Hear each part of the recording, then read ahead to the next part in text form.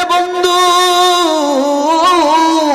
এবার সাইবা বিশাল তরবারি দিয়া আমার নবীর সাহাবীর ডান হাতের এই গোড়াটা এমন জোরে তরবারি দিয়ে আঘাত করলেন দুই আমার বন্ধুরা ডান হাতটা ছিটকে এ বন্ধু অনেকটা দূরে পড়ে গেলেন, রক্তগুলো ফিরকে ফিরকে স্টেটে পড়ে স্টেটটা লাল হয়ে গেল।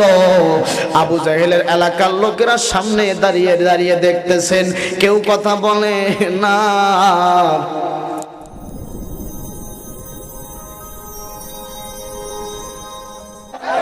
আল্লাহ এবং রাসূলের উপর ঈমান আনার পরে সুম্মা লাম ইয়ারতাবু, আল্লাহ বলেন কোন ডিভাইড কোন সন্দেহভাজন করা যাবে না। ঈমান আনার পরে মজবুত ঈমান আনতে হবে এবং ঈমানের জন্য পরীক্ষা দিতে হবে। কথা বলেন ঠিক কি না?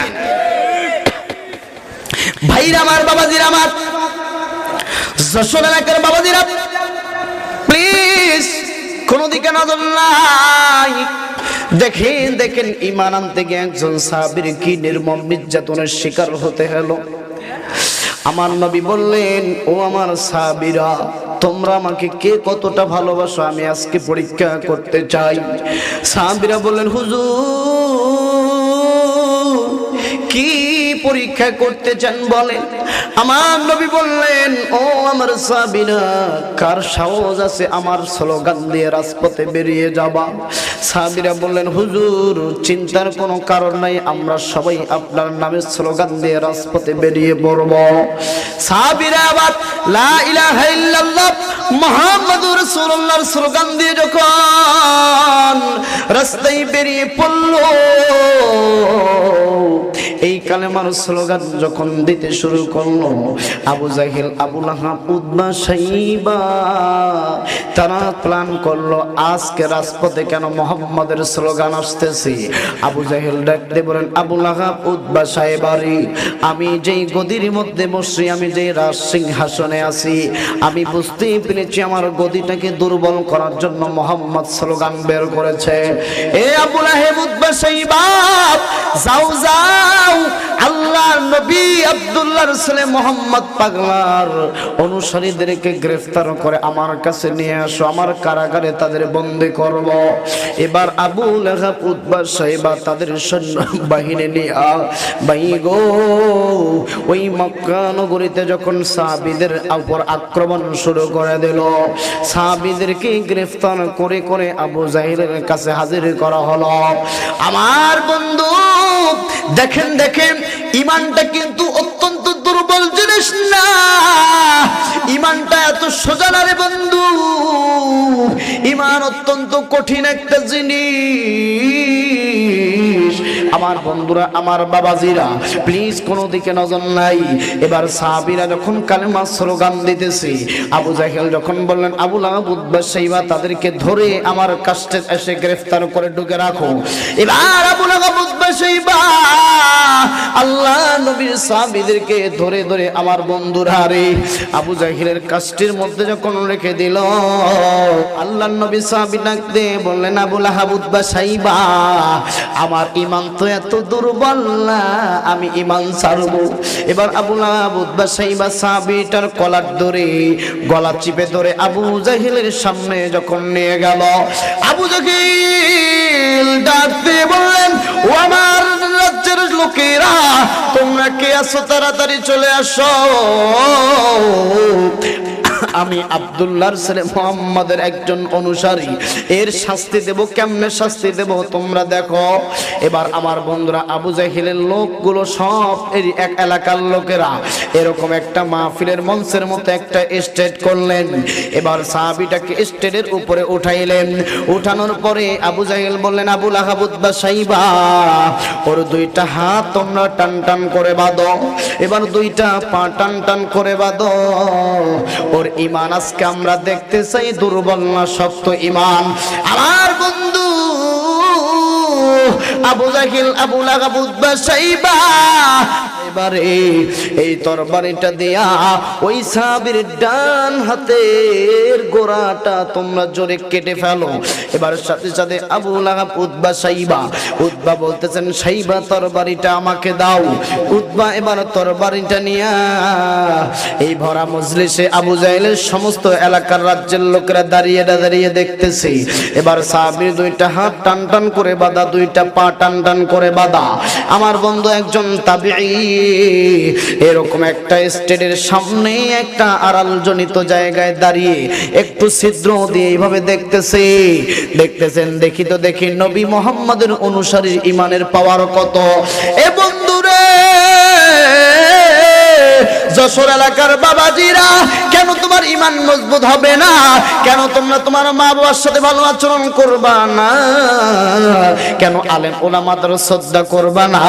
কেন মসজিদের দায়িত্ব কাঁধে তুলে নিবা না? কারণ তুমি একদিন ময়রা যাবা, চিরকাল দুনিয়ায় থাকতে পারবা না। এবার উতবা সাইবা আস্তে করে তরবারিটা হাতের মুঠে চিপে ধরে সামনের দিকে এসে বলতেছেন বলো বলো, তুমি কি কালেমার স্লোগান ছাড়বা নাকি মরবা? আবু লাহাবের উত্তরে আবু লাহাব উতবা সাইবা দাঁড়িয়ে আছে। এবার আল্লাহর নবীর সাহাবী ডাক দিয়ে বলেন তোমরা আমাকে এত দুর্বল ভাবিও না। এ বন্ধু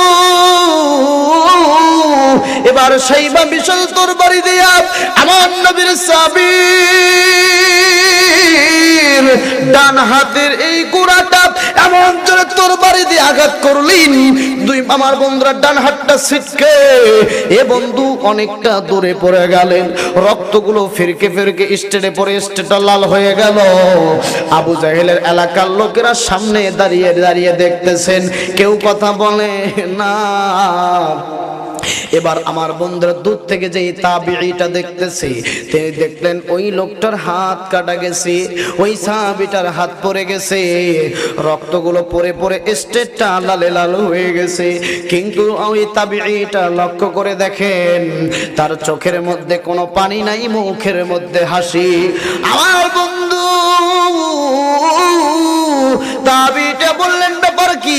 এই লোকটা এত একটা বড় একটা হাত নেয়ামত, হাতটা কেটে গেল, তারপরেও চোখের মধ্যে কোনো পানি নাই, কোনো কান্না নাই, মুখের মধ্যে হাসি। ব্যাপারটা কি বুঝলাম না। তাবিঈটা দূর থেকে লক্ষ্য করে দেখতেছি। এবার আবু জাহেল আবার ডাকতে বলেন আবু লাহাব উতবা সাইবা যাও যাও ওই বাম হাতটা কেটে দাও। এবার আমার বন্ধুরে দেখেন একজন সাহাবীর ঈমান কত মজবুত ছিল। এ বন্ধু আজকে আমার আপনার ঈমান মজবুত নাই, ঈমান দুর্বল থাকার কারণে নামাজ পড়লে দিলের ভিতরে দিল ঠান্ডা হয় না। ঈমান দুর্বল কারণে আমার বন্ধুরা কোরআন তেলাওয়াত না করার কারণে দিলটা আজকে পচে গেছে। কোরআন আস্তে করে ডাক দিয়ে বলে এ তাকমে সাজা হো যাতা, আমাকে তাকের উপরে সাজায় রাখো, আমি কোরআন আসি নাই। কোরআনকে আমরা তাবিজ বানায়া গালায় ঝুলাইয়া রাখি। কোরআন বললে এ তাবিজ বানা হো যাতা, তোমরা আমাকে তাবিজ বানায়া রাখো, আমি কোরআন আসি নাই। কোরআনকে চোখে লাগাই মুখে লাগাই, কোরআন বলে আখুকে লাগা হো যাতা, তোমরা আমাকে চোখে লাগাও মুখে লাগাও, আমি কোরআন আসি নাই। আমি কোরআন এসেছি মানুষগুলি কি ভালো বানার জন্য। সুবহানাল্লাহ বলেন।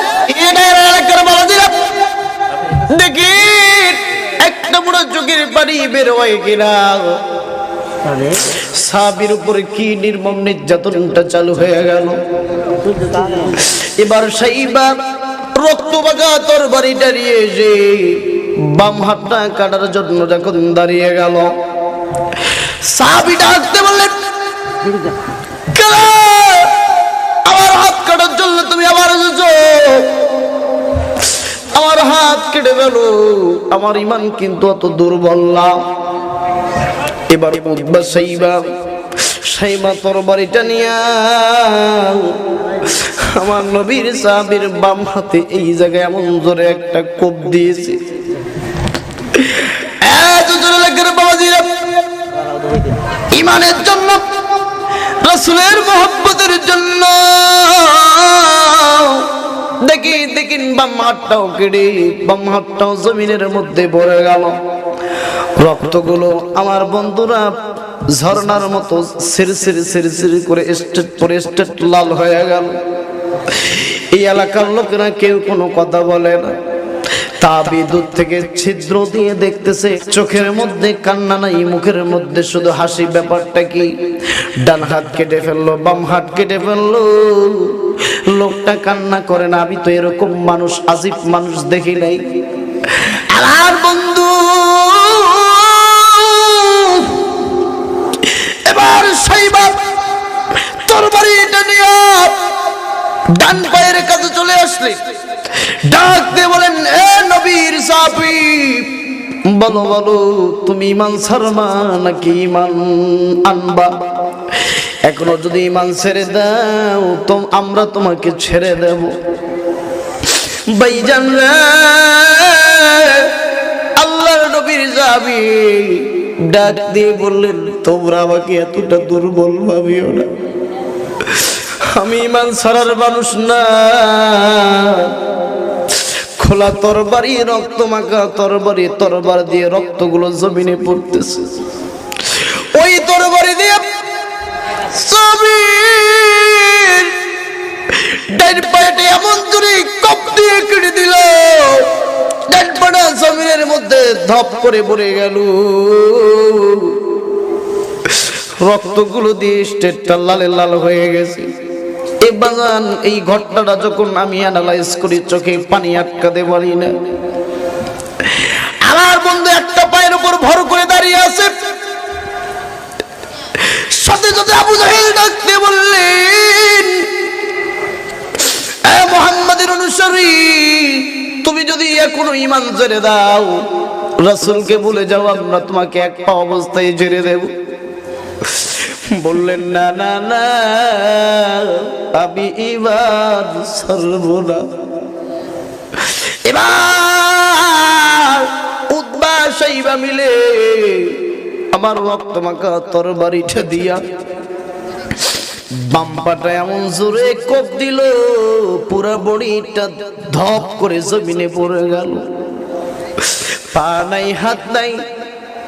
দূর থেকে তাবিব সামান্য একটা ছিদ্র দিয়ে দেখে দুইটা হাত নাই, দুটা পা নাই, চোখের মধ্যে এক ফোঁটা পানি নাই, মুখে শুধু হাসি। সঙ্গে সঙ্গে তাবিব দৌড়ে গিয়ে আল্লাহর রাসূলের দরবারে গিয়ে বলতেছে, হুজুর, আমি একটা দৃশ্য দেখে আসলাম, আপনি একটু প্লিজ আমাকে এই দৃশ্যের বর্ণনাটা দিবেন। আমার নবী বলতেছেন, বলো বলো তুমি কি দেখে আমার কাছে চিৎকার করে চেঁচামেচি করে আমার কাছে দৌড়ে আসলা? বললেন, হুজুর, আপনি যে বললেন কে আছো, আমাকে যারা ভালোবাসো, আমার আল্লাহকে যারা ভালোবাসো, তারা জমিনের মধ্যে কালেমার স্লোগান দিবা। হুজুর, আপনার একজন সাহাবীকে আবু জাহেলের লোকেরা গ্রেফতার করেছে। শুধু তাই নয়, একটা সুন্দর খোলা মাঠে স্টেডের মধ্যে আপনার সাহাবীকে দুইটা হাত টান টান করে, দুইটা বাম দুইটা পা টান টান করে বেঁধেছে। হুজুর, ডান পা কাটলো, ডান হাত কাটলো, চোখের মধ্যে কোনো পানি নেই, মুখে হাসি। হুজুর বলেন বলেন ওই মানুষটা কি কোনো কষ্ট পায় নাই, হাসলো কেন? আমার নবী ডাকতে বলেন, তাবিরে, ও আল্লাহর বান্দা, বলো তার উপরে তুমি কি দেখেছ? বললেন, হুজুর, এরপরে আমি যা দেখলাম, দেখতেছি ওর বাম হাতটা কেটে ফেললো, কিন্তু মুখের মধ্যে কোনো সংকুচিত ভাব নাই, চোখের মধ্যে কান্না নাই, মুখের মধ্যে হাসি। হুজুর, পাওটাও ওইভাবে কেটে ফেললো, আমি তো কারণটা জানতে চাই। আমার নবী ডাকতে বলেন, ও আল্লাহর বান্দারি, তুমি যে কারণটা জানার জন্য আমার দরবারে ছুটে এসেছো, তাহলে শুনে নাও, আমার ওই সাহাবী হলেন প্রকৃত ঈমানদার। আমার নবী ডাকতে বললেন, এ আল্লাহর গোলাম, ওই বান্দাকে যখন দুইটা হাত কাটলো, দুইটা পা কাটলো, আমার আল্লাহ বললেন, ফেরেশতারা রে, যাও যাও ওই সাহাবীর মুখের সামনে একটা আয়াত তুলে ধরো। আয়াতটা হলো ইন্নাল্লাযীনা ক্বালু রাব্বুনাল্লাহু সুম্মা ইসতাকামু তাতানাজ্জালু আলাইহিমুল মালায়েকাতু আল্লা তাখাফু ওয়া লা তাহজানু وأبشروا بالجنة التي كنتم توعدون আমার নবী ডাকতে বলেন, ও আল্লাহর বান্দা, আমার আল্লাহ পাক ওই মুহূর্তে ফেরেশতাদের মাধ্যমে জানিয়ে দিয়েছে, ইন্নাল্লাযীনা ক্বালু রাব্বুনাল্লাহ, নিশ্চয়ই যারা আমি রবের পথে সুম্মাস্তাকামু, পরিপূর্ণভাবে ইস্তেকামাত থাকবে, এদিক ওদিক এটান ওটান টানাটানি হবে না, একদম সোজা সুজি আমার পথে যারা ইস্তেকামাত থাকবে, আমার পথ থেকে অন্য লাইনে বিস্তৃত হবে না, আলাদা হবে না, তাতানাজ্জালু আলাইহিমুল মালাইকাতু, ওই মুহূর্তে আমার আল্লাহ পাকের এক দল ফেরেশতা এসে বলতেছেন ওই সাহাবীর সামনে, আল্লাহ তাখাফু ওয়া লা তাহজানু, তোমার ভয় নাই, তোমার কোনো চিন্তা নাই, ওয়া আবশিরু বিল জান্নাহ, তুমি মরতে দেরি, জান্নাত যাইতে দেরি নাই। তাহলে বলেন, জান্নাতের বাসিন্দা হতে গেলে ঈমান দুর্বল থাকবে না শক্ত? রাসূলের প্রেম দুর্বল থাকবে নাকি শক্ত? আমার ভাইরা, রাসূল হচ্ছেন আমার প্রাণ, রাসূল হচ্ছে আমার জান। এই রাসূলের বিরুদ্ধে কাদিয়ানীরা লেগেছে, আমরা মুসলমানরা উলামায়ে হক্কানি রব্বানির সোহবতে যারা আছি, কওমি মাদ্রাসার সোহবতে যারা আছি, আমরা একটা কথা স্পষ্ট ভাষায় বলতে চাই, আমার রাসূলকে নিয়ে যারা কটূক্তি করবে, আমার রাসূলকে নিয়ে, শেষ নবীকে নিয়ে যারা যেই কাদিয়ানীরা মাতামাতি করবে, আমরা তাদের বিরুদ্ধে প্রতিহত করব ইনশাআল্লাহ।